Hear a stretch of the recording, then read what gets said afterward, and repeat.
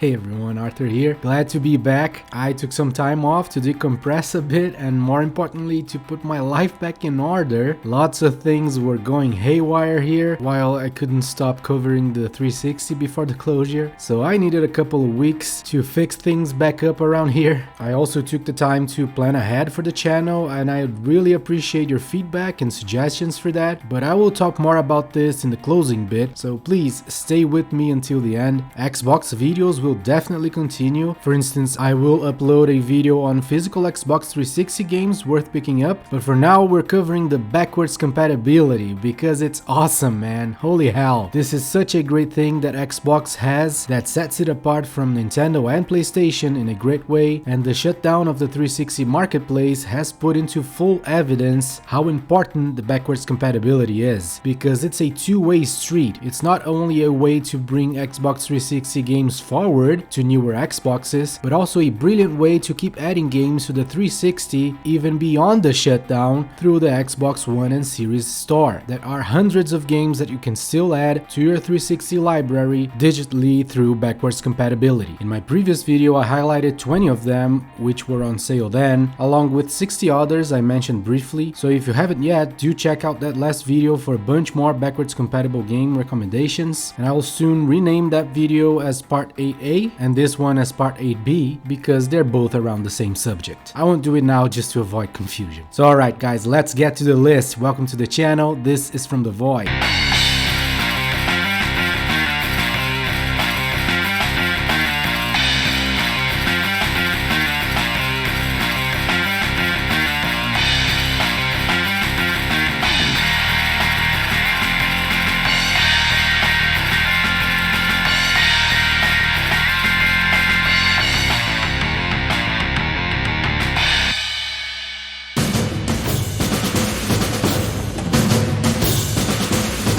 Dude, first on the list is a total hidden gem, excellent game from Double Fine that totally holds up and deserves way more recognition. Iron Brigade. This totally deserves a sequel. It's a mix of mech combat, third-person shooting, and tower defense. Awesome blend there, and full of witty humor as usual, courtesy of Double Fine. There's a lot of customization of your mechs with incredible synergy between the parts because it's kind of like picking classes. Each chassis will give you an edge in either combat, long or close range, and the tower defense aspect by enabling more building of defensive structures. The gameplay is fantastic, frenetic and fun. Graphics and the entire presentation are excellent here, and I really like the stages and the entire vibe of the game. The weird thing here is that this game is locked behind the Game Pass. There is no way to purchase this separately that I know of, so either grab this through Game Pass or get this on Steam.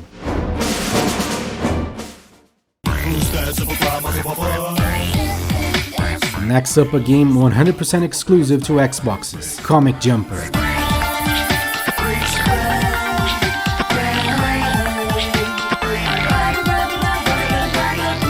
This is from Twisted Pixel, same makers of the Splosion Man games and The Maw from my previous video. Check that out if you haven't yet for several more backwards compatible games worth picking up. And Comic Jumper here easily fits that category too. I love the premise here. The protagonist is the star of a comic book series that has become unpopular, and so they ran out of money to continue the story. So you gotta invade other comic books and take part in the crazy stories to raise some money. Totally bonkers and goes really well with the silly humor trademark of Twisted Pixel. What I love the most about the premise is how the entire art style of the game changes from one comic book to the next. It's awesome. The gameplay is also impressive in how it changes itself. Most of it is a run and gun with tough enemy patterns to kill and avoid, but often it changes to several other types like a brawler, different kinds of on-rail shooting, quick time events, and some specific changes to each of the comic books like giving you a sword for duel, for instance. Pretty impressive and lots of fun. The stages are long and the repetition of the same types of enemies feels a bit too much here and there, but that's my only complaint about the game and it's not a big deal. Comic Jumper is great nonetheless. It even offers a lot of collectibles and unlockables in a well-presented base area. This is totally worth your consideration and it's a rather underappreciated game in my opinion, completely exclusive to the Xbox ecosystem.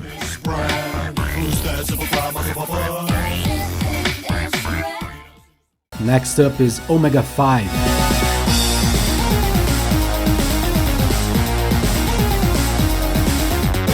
This is simple but great. It's a side-scroller twin-stick shooter where your character actually takes a big space on screen, so it's not at all a bullet hell, but don't be fooled, this is hard as heck to compensate for a rather short campaign. Staying alive is truly hard and will require you to memorize enemy behaviors and learn how to use your attacks effectively. And that's my favorite thing about Omega 5. The main girl here, who is called, and I'll just let the narrator say it, Booby.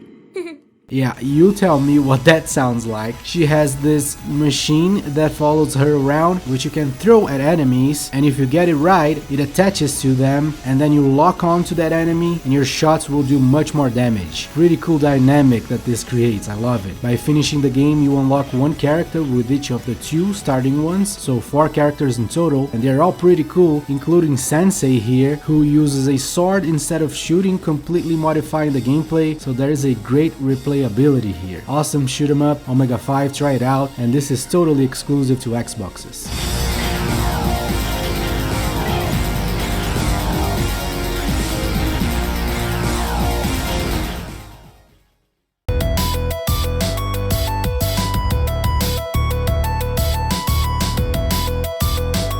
Among my favorites on today's list is certainly Raskulls.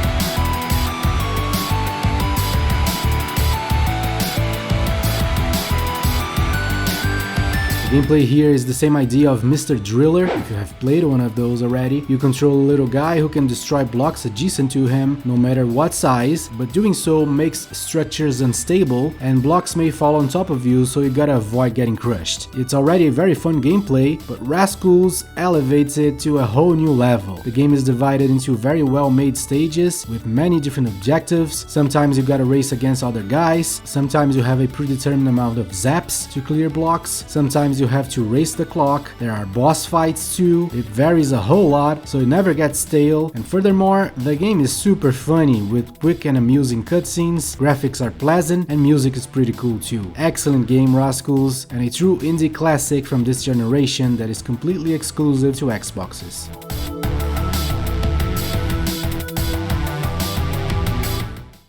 Moving on to a underrated hidden gem called Islands of Wakfu.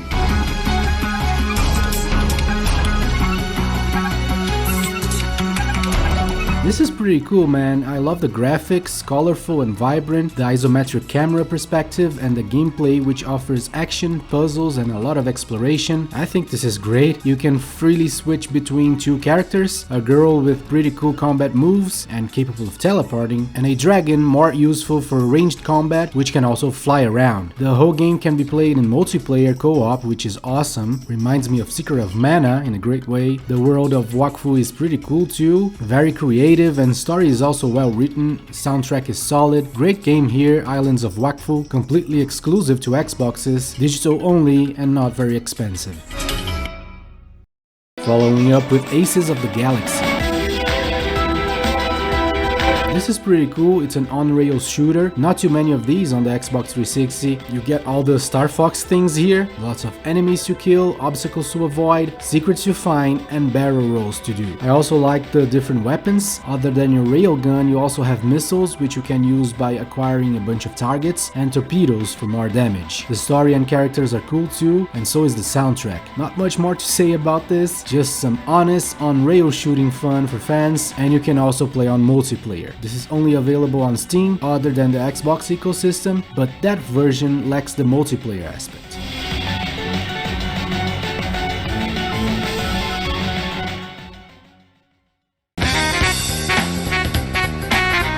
Next, a SNK classic no fighting fan should miss on, Garou Mark of the Wolves.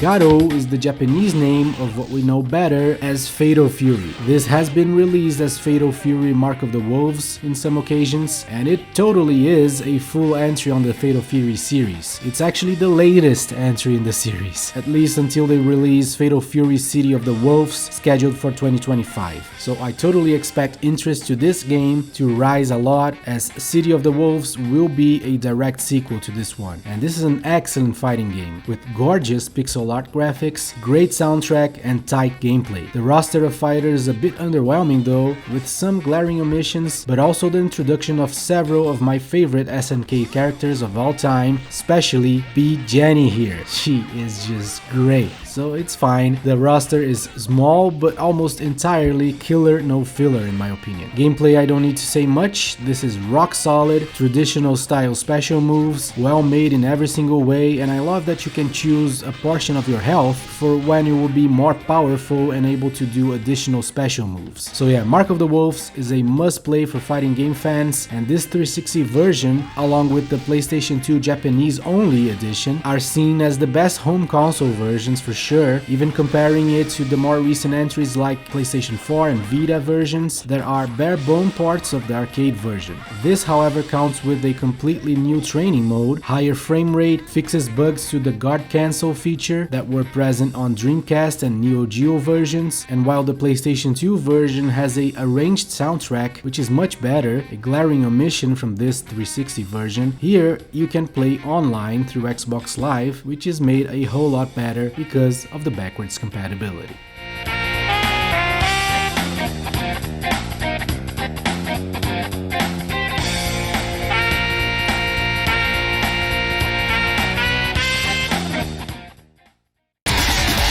Dude, this next one is awesome, but it doesn't seem so at first. It's weird, so that's why I think it's a hidden gem, very much worth talking about, so stick with me. This is Nin²-Jump.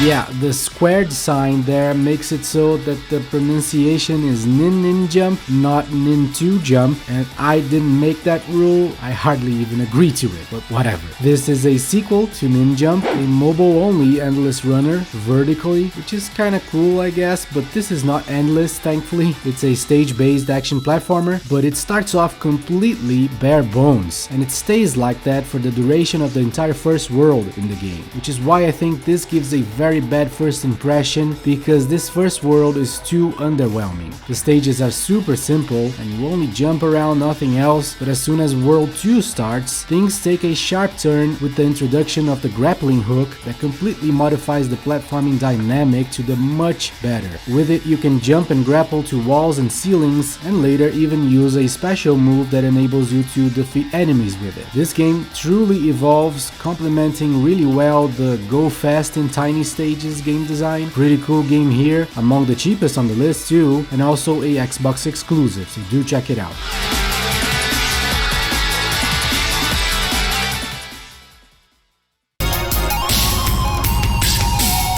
Following up with one that I truly believe is a seriously underappreciated title, Galaga Legions DX. This is an excellent modernization to the Galaga franchise, and it's a shame it didn't catch on and continue after this. It's the same idea of the classic, with incoming waves of weird alien insectoids, but modernizes it in a great way with fast-paced action, psychedelic and shiny graphics, and turns the gameplay into a twin-stick shooter, which feels great as it also asks you to quickly read the enemy formation, find the central enemy, and defeat it to clear the entire formation. You also have two different weapon types, and choosing which one to use adds a lot to the challenge too. Great game here for a fan of shoot 'em ups, and outside of Xboxes, this is stuck on the 7th generation, only on PlayStation 3.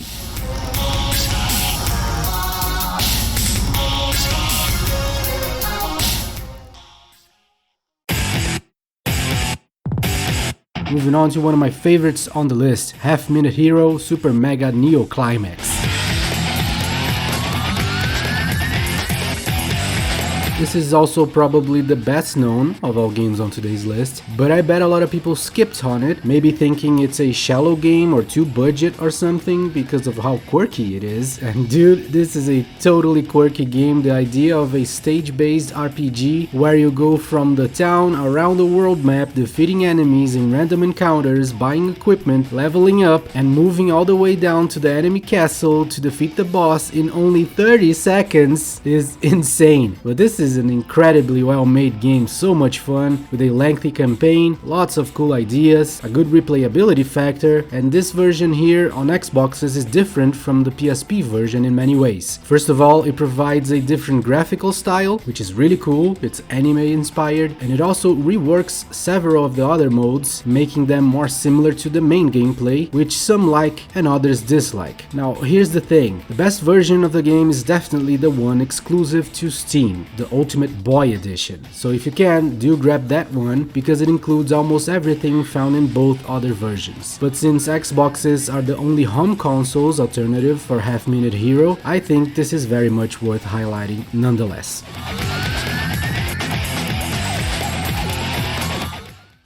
Next is a wonderful cave shoot 'em up that I only haven't covered yet because this is, I believe, the only one that is backwards compatible. We're talking about Guwange.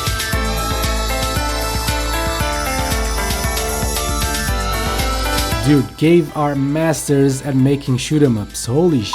This is so good, and yet again a very different feel when playing comparing to other cave shoot 'em ups. And that's the thing too, all these may look like the same game with different enemies and colors, but they all play so unlike each other, it's impressive. In this one you pick among a few characters and especially among 3 arrangements that drastically change things, including the controls, but the main idea here is that you have a normal attack and a secondary attack that puts you in the control of your Shikigami, the spiritual creature that aids you. Each character has a different one. Your Shikigami is capable of moving anywhere on screen, while your character is limited by obstacles and geography. The Shikigami can even pick up power-ups for you. It causes explosions that spread to nearby enemies, and it turns blue bullets into inoffensive pink ones that you can ignore. It's extremely helpful, but you shoot less bullets and move way slower when controlling the Shikigami. So it's a very interesting trade-off that you will have to learn how to take advantage of. I love how much freedom you have to move around in this game. I mean, it's still a traditional shoot 'em up where you don't control the camera at all, so it's not like, say, Pocky and Rocky, but it's still noticeable how much you can move around. But anyway, excellent game here, Guwange, among I think the lesser known from Cave, and a must play for shoot 'em up fans, so go right ahead. And it's only on Xboxes, other than arcades and maybe mobile.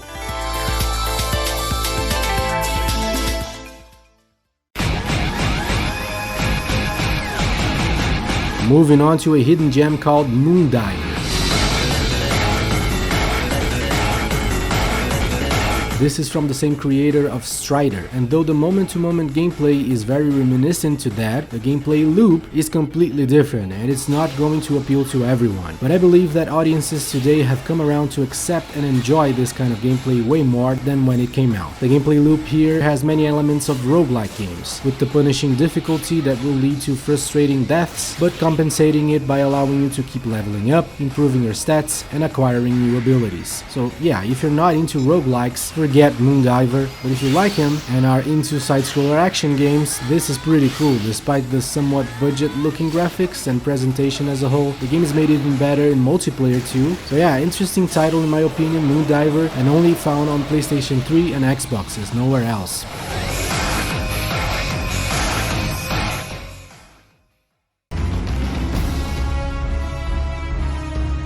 Next up is the very underrated Aqua. I don't quite get why this game got such a lukewarm reception. It's a pretty solid twin-stick shooter on water, man, nothing wrong with it. Reviewers complain about the escort missions like it's the plague. They're fine, no issues there for me. I really like the battle dynamics here. You have to keep moving to avoid projectiles while also taking enemies down with the correct weapons, like using the flamethrower to pass through ships with force shields. And on top of it all, you can enter these shops and recruit squads of different helper ships that you can guide with simple commands. It's pretty cool. Solid twin-stick shooter for sure. It looks good, feels good to play. I have no idea what the reviewers were so disappointed about, seriously.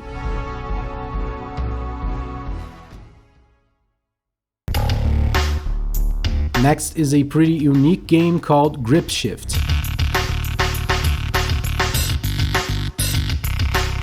This is not a typical racer at all. The main focus of the game is on the challenge stages, a crazy number of them, where you'll have to collect stars on a timer. It goes crazy with this to the point where many stages even feel like a wild mix of racing and platforming. This is where the game shines the most, for sure, especially because of how it makes use of the nitro boost. You have a generous amount of boost and you can use it to make it possible for you to maneuver in mid-air, adding a lot to the platforming I was talking about. It's hard to explain, you gotta feel it for yourself, but basically you fall less quickly and gain lots of horizontal momentum while boosting. The level design makes great use of this, and it even has collectibles to find. I really like this, it completely changes what a racing game can be in a great way, and GripShift also counts with traditional racing, but the physics of the game don't go very well with that side of it. It goes for the Mario Kart style with lots of different weapons and power-ups, but the effects of them cause you to flip around the track a lot, which doesn't feel the best, so definitely play this for the stage-based side of it, much more than for the normal racing.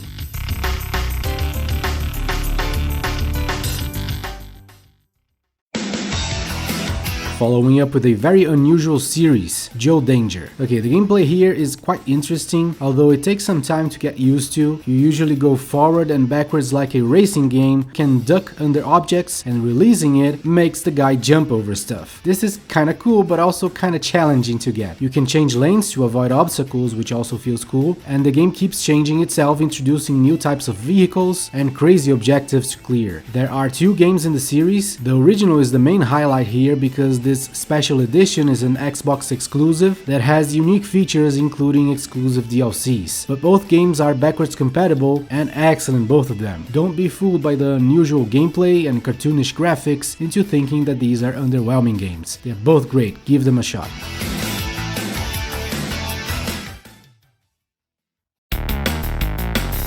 Following up with budget but cool cloning Clyde. Okay, this looks kinda ugly and it's budget in many ways, including soundtrack, but the gameplay is solid. This is a puzzle platformer with the main gimmick not only around the cloning mechanism where you can make multiple Clydes to solve the puzzles, but also the DNA manipulation. You can mix Clyde's DNA with that of a chicken, sheep, and even non-living things like TNT barrels, because logic is optional. The game is also heavy on the collectathon aspect, which also feels good. So yeah, like I said, budget but well-made game here for sure. Lots of fun and pretty cheap too.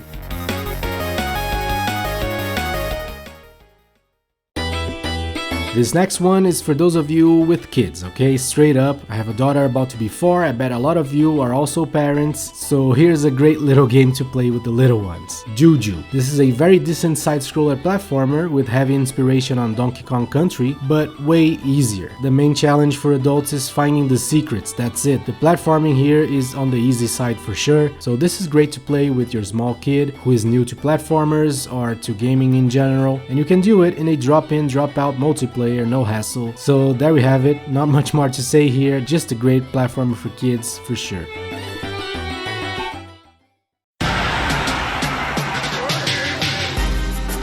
Next, we have an addictive as hell mix of third-person shooter and tower defense in a humorous setting. This is Orcs Must Die. Here, you are the clumsy, inexperienced apprentice of a powerful mage who slipped on some kobold blood, hit his head on the stairs, and died. So now it's up to you to stop the Orc invasion. And that's it, that's the whole setting. So what else do you need? Get on with the Orc killing, let's go. You do that by first placing traps by spending currency, then orcs break through the door and you'll have to shift your attention to them. From the get-go you have a crossbow and a spear for melee combat, and what I like the most about this game is how different things synergize. You can place shooting arrow traps on the walls, which go very well with the tar pits that make enemies stuck for a time, taking more arrows to the knees and stuff. Your own attacks also synergize. The melee attack that does more damage than the crossbow but leaves you vulnerable to counters from the orcs will synergize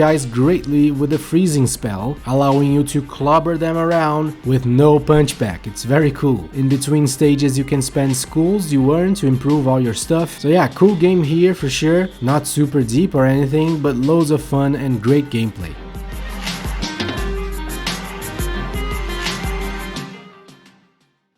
Alright, like I said in the beginning, I have a few new ideas for the channel going forward, but I also want to hear from you guys. What would you like to see from the channel going forward? Do share down in the comments and I will definitely read all of them and consider all ideas. And here are some of the things I have planned already. I want to finally start a best of series, both by genre like best RPGs and what have you, and by platform like best Xbox 360 games, but always with a focus on hidden gems as usual. I want to start a overwhelmingly positive Steam Hidden Gem series to cover the insane amounts of games that are excellent but only come out on Steam. There are so many of those. And also on that note, I plan on trying this out. What do you guys think about a series simply named Modern Hidden Gems? That would be ideal for me to have one major series where I cover all systems at once. I mean, I already provide full availability informations for all the games I cover, so it would be great to have a series consolidating all modern platforms. That's not to say that I wouldn't continue to cover each platform separately. I would totally still do that with systems exclusives, for instance, and physical games as well. My only fear with this is that it may be less attractive as a title and thumbnail, so I'll have to try and see if people are enticed on clicking on a video like that. I'll also finish the second part of the Wario Land franchise review, and on that note, that's also something I'd like to try more, to cover either an entire series like all Banjo games, for instance, all Perfect Dark games, again always focusing on franchises with at least some lesser known titles, as well as a series covering all or the best games from a single developer or publisher, like all games from Double Fine or Treasure or Arc System Works, Annapurna, Sony Japan Studio, even if it takes 2 or 3 uploads to cover it all. It's very likely that the PlayStation 3 and Vita PSN shutdowns are close to starting all over again, so I'm already preparing for that. My videos on that subject were some of my earlier videos ever on the channel, so I'll definitely redo them and enhance them and continue the series. So yeah, lots of ideas, nothing decided yet. Let's build this together. I hope that this can become a really cool channel with lots of interesting and timeless videos for you guys to enjoy. So I would really appreciate any and all feedback and suggestions, bring them on.